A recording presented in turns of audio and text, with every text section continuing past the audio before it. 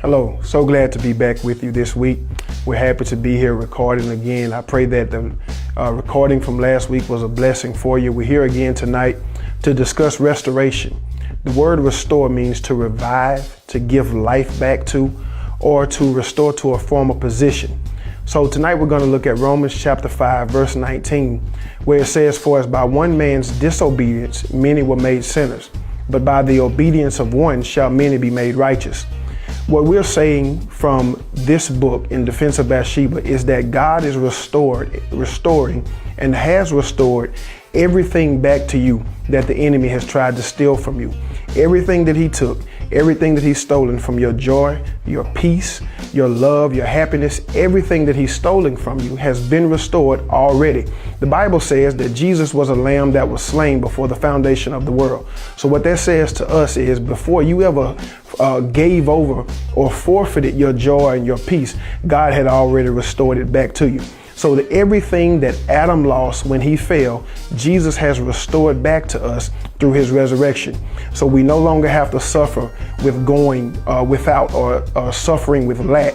We have to just simply embrace the thought that God has restored everything back to us already. You don't have to fight for your joy. You don't have to fight for your peace. You don't have to fight for your healing. It's already yours. You just have to embrace it, take hold of it, and begin to walk in your healing. Walk in your deliverance, walk in your peace, and continue to do so until what you're speaking manifests itself in your life. Everything that Adam fell from, everything that he surrendered, God has given back to you. I remember a friend of mine came to preach at my church, and we went out to eat. We took all of our churches, both churches got together and went out to eat. And when we got ready to leave the place, he gave me his receipt. And I went up to the counter, and the lady at the counter, she said, "Pastor, would you like a detailed receipt?"